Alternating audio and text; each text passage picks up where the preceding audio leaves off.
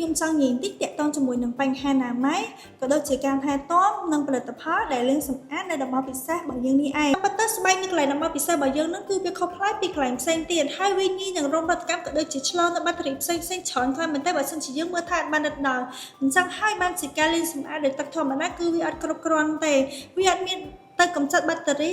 ឬក៏ទៅបំបត្តិក្លិនទេហើយមួយវិញទៀតបើសិនជាយើងយកសាប៊ូដុសខ្លួនរបស់យើងប្រចាំថ្ងៃនេះយកទៅដុសនៅកន្លែងតំបន់ពិសេសរបស់យើងទៀតគឺវាកាន់តែប៉ះពាល់ថែមទៀតអញ្ចឹងហើយខ្ញុំចង់ណែនាំឲ្យអ្នកនរគ្នាសាកល្បងប្រើជាមួយនឹងទឹកអនាម័យក៏ដូចជាសម្លេងអនាម័យ pH Care ដែលផលិតឡើងដើម្បីស្ត្រីហើយវាក៏ជារបស់សំខាន់ដែលយើងប្រើប្រាស់ជាប្រចាំផងដែរទឹកអនាម័យ pH Care Natural Protection ចម្រាញ់ចេញពីស្លឹករបាយធម្មជាតិការពារពីបាក់តេរីក្លិនមិនល្អរមាស់និងមាន pH កម្រិត5ស័ក្តិសមសម្រាប់ស្បែកធម្មជាតិនៅតំបន់ពិសេសហើយមានសុវត្ថិភាពអាចប្រើប្រាស់បានជារៀងរាល់ថ្ងៃសូម្បីតែបងប្អូនម្លេងក៏អាចប្រើប្រាស់បានដែរស័ក្តិសមបំផុតជាមួយនឹងអូនណាដែលទើបតែចាប់ផ្ដើមប្រើប្រាស់ទឹកអនាម័យទៀតផងបាទសម្លេងអនាម័យ pH Care Cooling Comfort មានបច្ចេកវិទ្យា Active Cool ផ្ដល់នូវភាពត្រជាក់ស្រស់ស្រាយសម្លេងស្ដាងទន់ល្មើយជក់ទឹកបានល្អមិនងាយលេចជ្រាបមិនស្អុះស្អាប់អារម្មណ៍ស្រស់ស្រាយផ្ដល់ទំនុកចិត្តពេញមួយថ្ងៃជាពិសេសមានបច្ចេកវិទ្យា Odor Protect ជួយបំបាត់ក្លិនមិនល្អនិងមានអនាម័យជានិច្ចសូមបងប្អូនស្រីៗយើងក៏អាចរកទិញបាននៅតាមផ្សារទំនើប Aeon, Lucky, Bayon ឱសថស្ថាន UK និងនៅតាមបណ្ដាផ្សារព្រមទាំងឱសថស្ថាននានាដែលនៅជិតផ្ទះទូទាំងប្រទេស